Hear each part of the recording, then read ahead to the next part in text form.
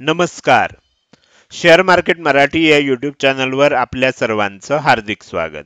आजच्या या व्हिडिओमध्ये आपण गुरुवार दिनांक 14 डिसेंबर 2023 साठीचं इंडेक्स व स्टॉकचं विश्लेषण बघणार आहोत. मात्र या व्हिडिओला सुरुवात करण्यापूर्वी आपल्या सर्वांना एक नम्र सूचना आहे, ती म्हणजे या व्हिडिओच्या डिस्क्रिप्शनमध्ये आपण शेअर मार्केट मराठीच्या व्हॉट्सअप, टेलिग्राम आणि फेसबुक ग्रुपच्या लिंक दिलेल्या आहेत. तुम्ही ते ग्रुप जॉईन करू शकता. त्याचसोबत आपण तिथे शेअर मार्केट मराठीच्या वेबसाईटची लिंक सुद्धा उपलब्ध करून दिलेली आहे. आपण आपल्या वेबसाईटला अवश्य भेट द्या. या महत्त्वाच्या सूचनेनंतर आता आपण आपल्या मूळ विषयाकडे परत येऊया आणि आज बुधवारी मार्केटमध्ये कशा प्रकारे मूवमेंट झाली व उद्या गुरुवारी कशा प्रकारे होऊ शकते याचं विश्लेषण करण्यासाठी डायरेक्टली जाऊया चार्टवर. आणि इथे मी बँक निफ्टीचा 15 मिनिटाचा चार्ट ओपन केलेला आहे.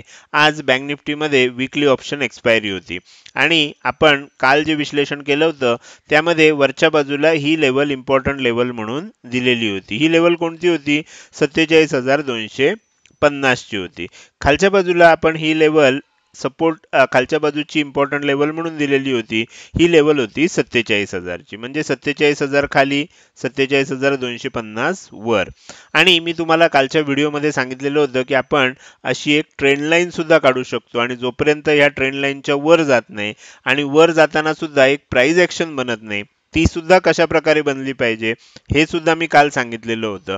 तुम्ही बघू शकता ह्या ट्रेंड लाईनच्या जवळ आपल्याला इथे ओपनिंग झालं आणि ओपनिंग नंतर लगेचच आपल्याला सेलिंग बघायला मिळालं. मी कालच्या व्हिडिओमध्ये हे पण सांगितलेलं होतं की जर ओपनिंग नंतर सेलिंग होत असेल आणि 47,000 ची लेवल ब्रेक होत असेल तर आपल्याला पहिलं टार्गेट 46,900 चं ठेवलं पाहिजे. कारण कायम लक्षात ठेवा, जी आपल्याला राऊंड फिगर असते किंवा जी महत्त्वाची लेवल असते त्या लेवलच्या 100 पॉईंट खाली 100 पॉईंट वर आपल्याला एक आपण असं म्हणू शकतो की तिथे आपल्याला एक कुशनसाठी जागा असते. आता ही जी कुशनची जागा आहे, इथे काय होऊ शकतं, फ्लोमध्ये मार्केटमध्ये सेलिंग आल्यानंतर किंमत इथनं खाली गेली पण ते ह्या आसपास सपोर्ट घेऊन वर जाऊ शकते. आणि मी काल सुद्धा हे सांगितलेलं होतं की जर इथपर्यंत खाली आलं तर हेच आपलं पहिलं टार्गेट ठेवायला लागेल आणि इथून एक बाउन्स येईल आणि मग पुन्हा जर खाली जात असेल तरच मग आपल्याला खालची 46,800 46,700 ही टार्गेट आपल्याला ठेवता येतील. आज तुम्ही बघू शकता एक्झॅक्टली आपल्याला तसंच झालं. 46,900 च्या जवळ सपोर्ट घेतला गेला, एक बाउन्स आला बरोबर ह्या लेवलच्या आसपास, ही जी 47,000 ची लेवल होती त्याच्या आसपास रेजिस्टन्स घेतला गेला, परत एकदा सेलिंग झालं आणि शेवटी आपल्याला एक डब्ल्यू पॅटर्न बघायला इथे मिळाला. तुम्ही जर इथे बघितलं तर तुमच्या लक्षात येईल सेलिंग झालं, त्यानंतर एक तेजी झाली, परत एक सेलिंग झालं आणि परत तेजी झाली. म्हणजे आपल्याला पहिलं सूचना काय मिळाली की इथे आता डब्ल्यू पॅटर्न तयार झालाय. दुसरी गोष्ट काय होती, मी हे पण सांगितलेलं होतं की ज्या वेळेला ही लेवल ब्रेक होणार असेल त्यावेळेला कशी झाली पाहिजे, एकदा ब्रेकआउट आलं पाहिजे, लेवल टेस्ट करायला खाली आलं पाहिजे आणि परत वर जात असताना जर ही लेवल ब्रेक झाली तर आपण म्हणू शकतो की मार्केटमध्ये आता हळूहळू तेजी होईल. एक्झॅक्टली हेच मी काल सांगितलेलं होतं आणि आज तुम्हाला अगदी तसंच्या तसं बघायला मिळालं. तुम्ही पाहिजे असेल तर कालचा व्हिडिओ जाऊन चेक करू शकता. जनरली काय करा, तुम्हाला जर ॲनालिसिस शिकायचं असेल तर आदल्या दिवशी जेव्हा मी व्हिडिओ उपलब्ध करून देतो त्यावेळेला एकदा व्हिडिओ बघा आणि मार्केटमध्ये ज्या दिवशी ट्रेड होईल दुसऱ्या दिवशी ट्रेडिंग झालं 3:30 वाजल्यानंतर हा दुसरा व्हिडिओ यायच्या आधी पुन्हा एकदा तो व्हिडिओ बघा.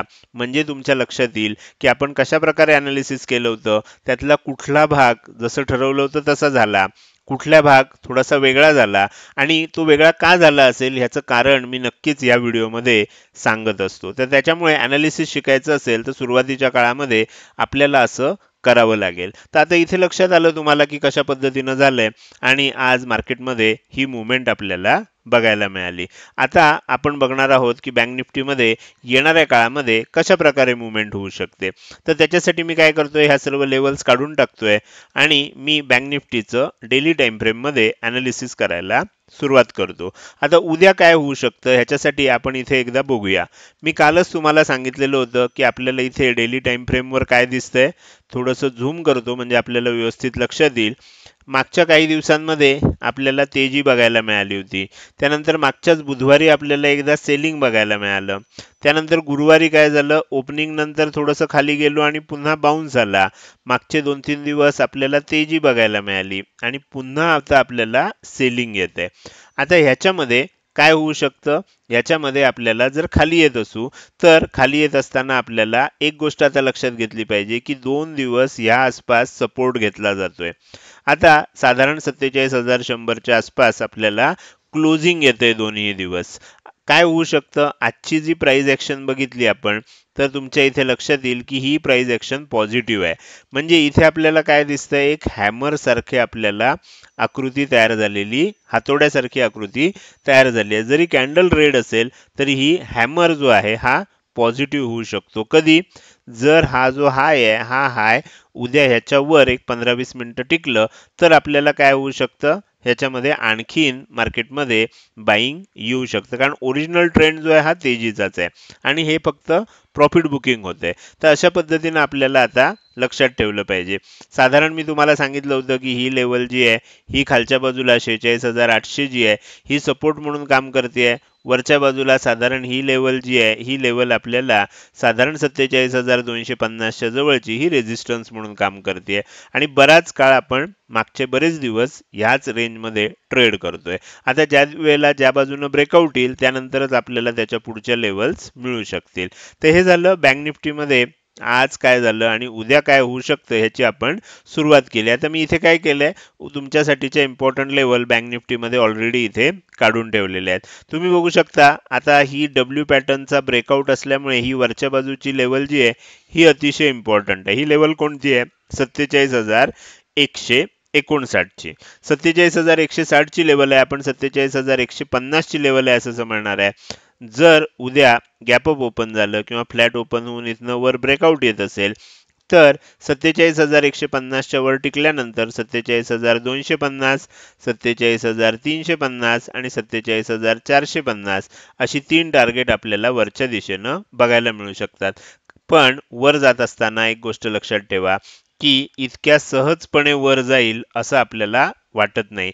ह्याचं कारण हे खाली येत असताना आपल्याला जिथे जिथे अशा लेवल्स तयार झालेल्या आहेत ह्या सगळ्या लेवल्स आपल्याला आता काय म्हणून काम करणार आहेत, रेझिस्टन्स म्हणून काम करणार आहेत. त्यामुळे वर जात असताना आपण हळूहळू जाऊ शकतो. मात्र इथे ओपन झालं आणि खाली जात असेल आणि खाली जात असताना 47,000 ची लेवल जर पुन्हा ब्रेक झाली तर काय होईल, मग आपल्याला आणखीन एकदा सेलिंग येऊ शकतं आणि 46,900 ब्रेक झाल्यानंतर मग 46,800, 46,700 ही टार्गेट आता येऊ शकतात. कारण काय झालं आपल्याला लक्षात येईल, मग एक मोठं सेलिंग झालं, त्यानंतर एक बाउन्स आला आणि आपण पुन्हा कंटिन्यू करतोय असा त्याचा अर्थ होईल आणि मग सेलिंग फास्ट येऊ शकतं. उद्या जोपर्यंत 47,000 ची लेवल ब्रेक होत नाही तोपर्यंत आपल्याला काय लक्षात ठेवायचं आहे, मार्केट एक तर साईडवेज होणार आहे किंवा हळूहळू वर जात असेल तर ते हळूहळू जाणार आहे, वर जात असेल तर हळूहळू जाणार आहे. ह्या गोष्टी आपल्याला लक्षात ठेवायच्या आहेत. तर ह्या झाल्या इम्पॉर्टंट लेवल आणि टार्गेट लेवल. हे झालं बँक निफ्टीचं अनालिसिस. आता उद्या आपल्याला माहिती आहे की निफ्टीमध्ये उद्या एक्सपायरी आहे, वीकली ऑप्शन एक्सपायरी आहे, त्यामुळे त्याचं आता विश्लेषण करायला सुरुवात करूया. तर सगळ्यात पहिल्यांदा मी निफ्टीचा चार्ट ओपन करतोय आणि 15 मिनिटाच्या टाइम फ्रेम मध्ये आपण चेक करूया की आज निफ्टीमध्ये आपल्याला काय बघायला मिळालं. तर त्याच्यासाठी मी इथे कालचं जे लेवल्स आहेत ते तुम्हाला इथे दाखवतो. काल आपण जे विश्लेषण केलं होतं त्याच्यामध्ये मी तुम्हाला सांगितलं होतं की वरच्या बाजूला ही इम्पॉर्टंट लेवल आहे. ही इम्पॉर्टंट लेवल कोणती लेवल आहे, 20,975 ची लेवल आहे. खालच्या बाजूला ही इम्पॉर्टंट लेवल आहे, ही कुठली लेवल आहे, 20,875 ची.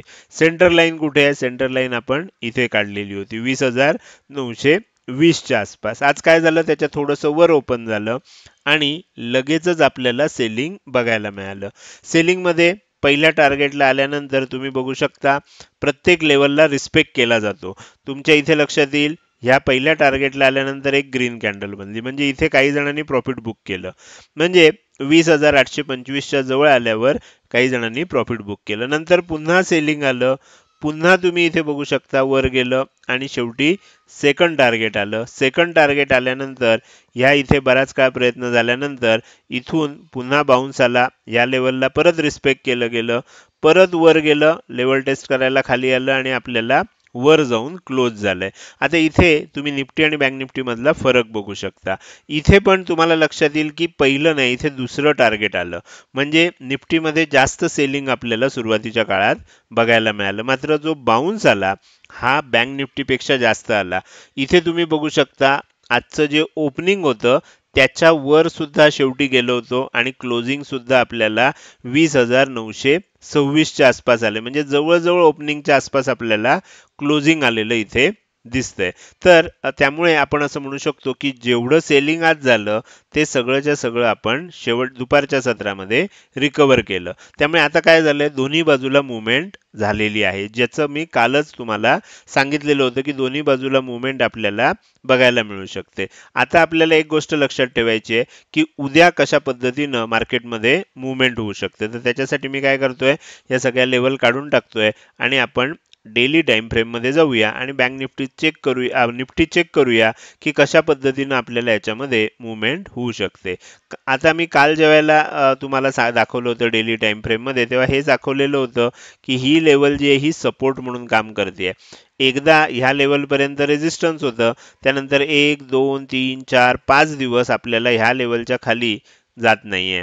आज काय झालं, आज थोडंसं गॅपअप ओपन झालं, खाली गेलं त्या लेवलच्या, मात्र लगेच आपण इथे बाईंग केलं. म्हणजे आता हे काय दिसतंय आपल्याला, एक प्रकारचं डोजी कॅन्डल इथे तयार झालेली दिसते आणि ही पॉझिटिव्ह आहे.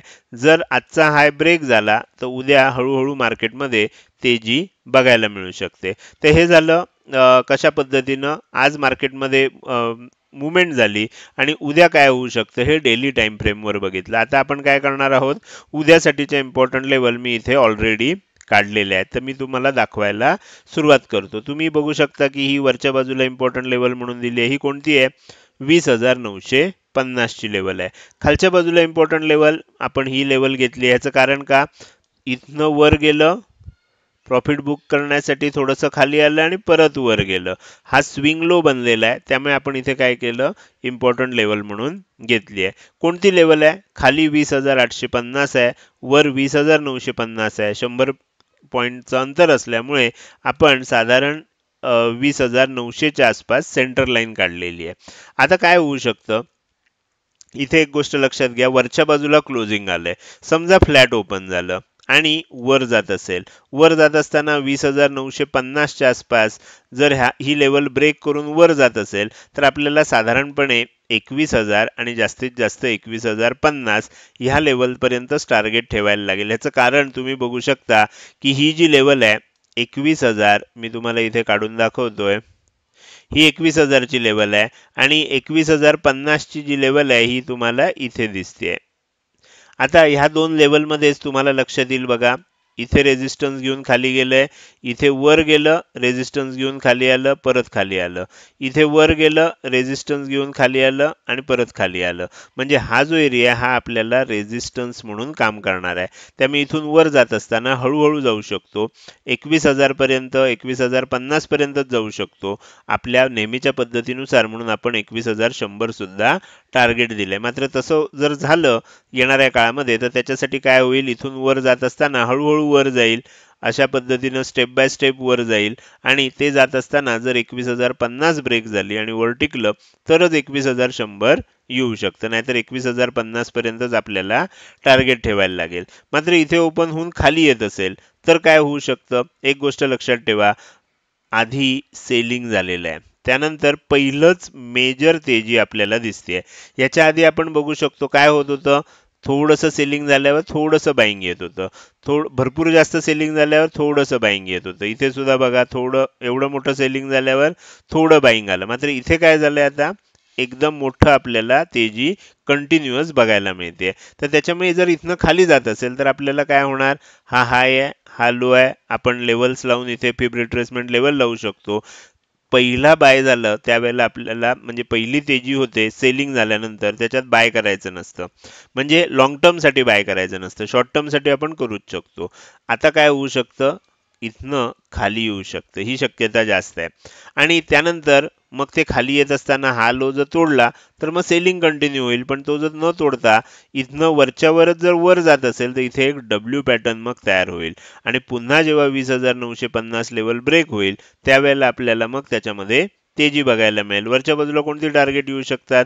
20,950च्या वर 21,000, 21,050 आणि 21,100 ही टार्गेट आपल्याला बघायला मिळू शकतात. मात्र 20,850च्या खाली टिकत असेल तर मग 20,800, 20,750 आणि 20,700 अशा 3 लेवल खालच्या दिशेनं सुद्धा आपल्याला बघायला मिळू शकतात.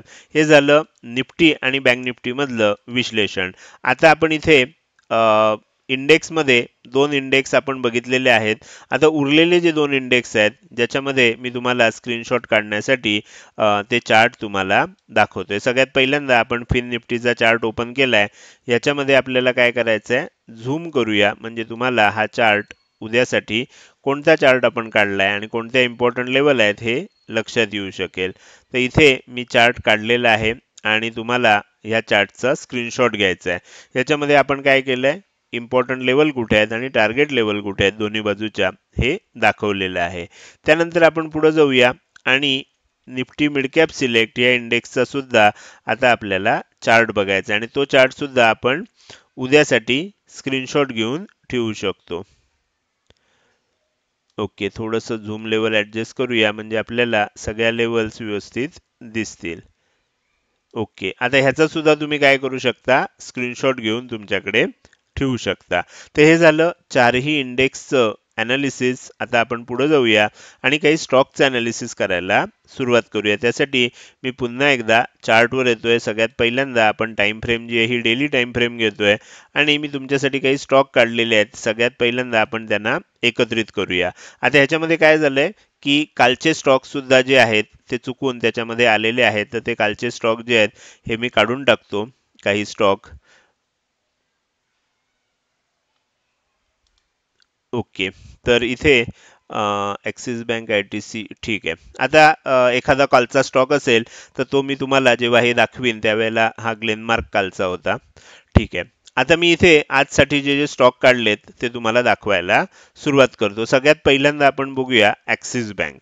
ॲक्सिस बँकचा स्टॉक सगळ्यात पहिला का दिलाय, तर ॲक्सिस बँकमध्ये आज एक ब्लॉक डील झाली. ब्लॉक डील म्हणजे काय, खूप जास्त शेअर्स म्हणजे एक्सचेंजला कळवून परस्पर विकले जातात. म्हणजे खरेदी करणारा आणि विकत घेणारा असं दोघांमध्ये ॲग्रीमेंट होतं, ब्लॉक डील होते, खूप जास्त शेअर्स विकले जातात. अर्थात ते मार्केट चालू असतानाच होतं, मात्र मार्केटवर त्या विकल्या गेल्यामुळे किंवा खरेदी केल्यामुळे जास्त फरक डायरेक्टली पडत नाही, इनडायरेक्टली फरक पडतो. ज्यावेळेला अशी ब्लॉक डील होते तर त्यावेळेला कोण विकतंय आणि कोण घेतंय ह्याच्यानुसार मार्केट ठरवतं की ते पॉझिटिव्ह न्यूज आहे का बॅड न्यूज आहे. तर इथे आपल्याला लक्षात येईल की त्याच्यामुळे मार्केटमध्ये ॲक्सिस बँकमध्ये ओपनिंग नंतर आपल्याला एक मोठं सेलिंग बघायला मिळालं. तुम्ही बघू शकता मागचे काही दिवस मार्केट एका रेंजमध्ये निदान या ॲक्सिस बँकसाठी अडकलेलं दिसत होतं. आता आपल्याला नेहमीच्या थेरीनुसार काय माहिती आहे की मार्केटमध्ये तेजी झाली आणि साईडवेज होत असेल तर ह्याच्यानंतर काय होऊ शकतं, इथून वर जाऊन आपल्याला ब्रेकआउट देऊ शकतं. हे मी कालच्या व्हिडिओत सांगितलंय, परवाच्या व्हिडिओत सांगितलंय.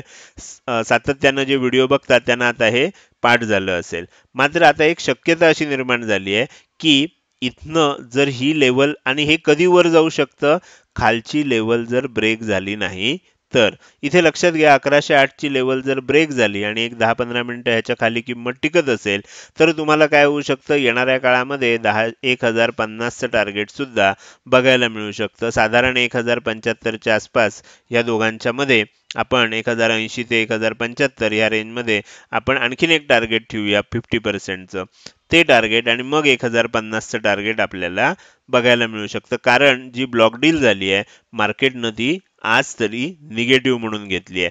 आता ती उद्या निगेटिव्ह म्हणून घेणार आहे का ते आपल्याला येणारा काळ ठरवेल. ह्याच्या खाली 1108 किंवा आपण असं म्हणू शकतो की 1100 ची लेवल आपण धरू राऊंड फिगर, याच्या खाली जर टिकत असेल तर मग आपल्याला ह्या लेवल खालच्या दिशेनं ॲक्सिस बँकमध्ये बघायला मिळू शकतात. अर्थात खूप चांगला स्टॉक आहे आणि अतिशय चांगला परफॉर्म करतोय, पण जर अशी एखादी न्यूज आली असेल तर त्याचा परिणाम कदाचित बघायला मिळू शकतो.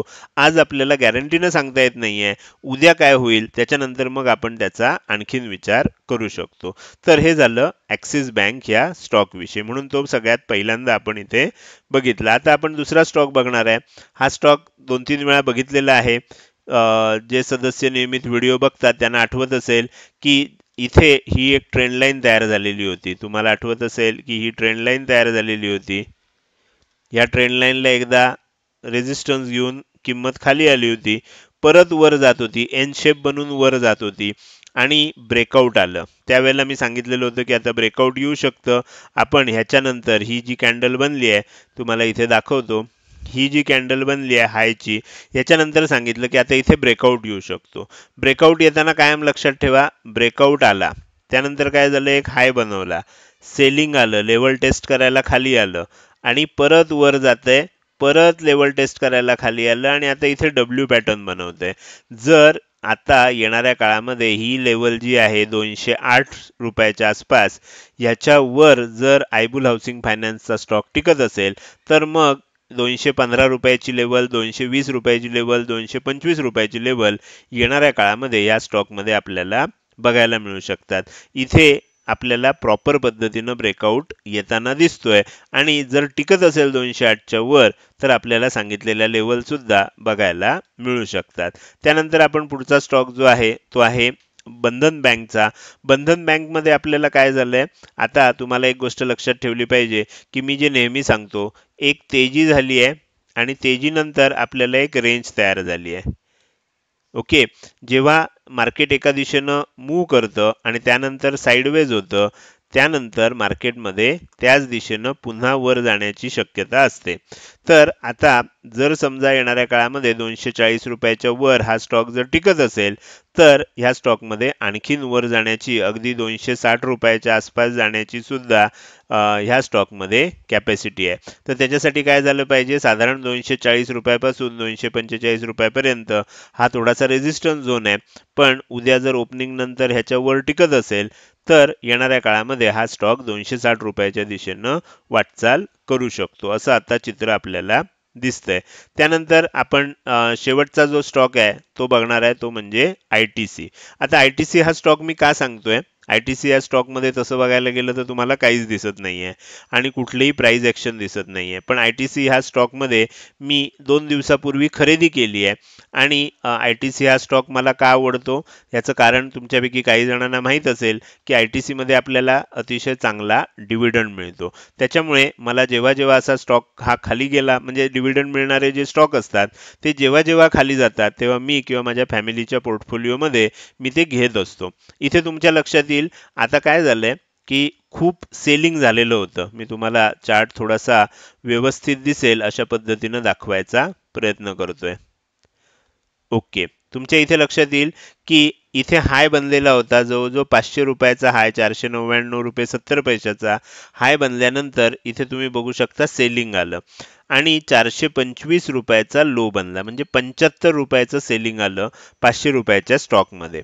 खूप मोठं सेलिंग होतं आणि त्याच्यानंतर आता काय होतंय, हळूहळू इथे बघू शकता की सेलिंग आलं, वर गेलं, परत खाली येतंय आणि परत वर जाते. इथे डब्ल्यू पॅटर्न बनलाय, आपल्याला पाहिजे तसा डब्ल्यू पॅटर्न बनला आणि वर जात असताना इथे मी थोडीशी खरेदी केली, कारण ITC सारखे जे स्टॉक आहेत ह्याच्यामध्ये अर्थात हा काही ट्रेडिंगचा स्टॉक नाही आहे, मी ट्रेडिंगसाठी घेतलेला नाही, मी गुंतवणुकीसाठी घेतलाय. येणाऱ्या 4 वर्षात 5 वर्षात तो मी होल्ड करणार, त्याच्यामध्ये आणखीन मी घेत असतो, म्हणजे जेव्हा जेव्हा असे स्टॉक खाली येतात त्या त्या वेळेला मी ते घेत असतो. आता माझं विश्लेषण मी कसं करतो ते सांगतोय की इथे तुम्ही बघू शकता ही डब्ल्यू पॅटर्न बनला, त्यानंतर काय झालं, इथे एक खरेदीची संधी होती ती मी घेतलेली आहे.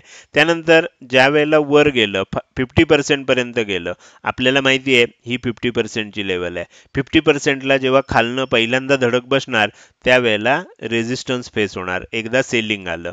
त्यानंतर तुम्ही बघू शकता की हे 2 दिवसाचं सेलिंग आलं, हे पहिलं दिवस, हा दुसरा दिवस, 2 कॅन्डलचं सेलिंग आल्यानंतर मी थोडंसं झूम करून दाखवतो तुम्हाला म्हणजे व्यवस्थित लक्षात येईल. इथे काय झालं बघा, एक इनसाइड कॅन्डल बनली आणि ही इनसाइड कॅन्डल बनली ह्याच दिवशी मी काय केलं, म्हणजे 11 तारखेला शेवटी क्लोजिंगच्या वेळेला मी ह्याच्यामध्ये आणखीन काही ॲव्हरेज केलं. तर त्याचं काय होतंय बघा, त्यानंतर दुसऱ्या दिवशी बघा वर गेलं, शूटिंग स्टार बनलं. आज त्याच्यामध्ये बघितलं तर डोजी कॅन्डल बनलेली दिसते.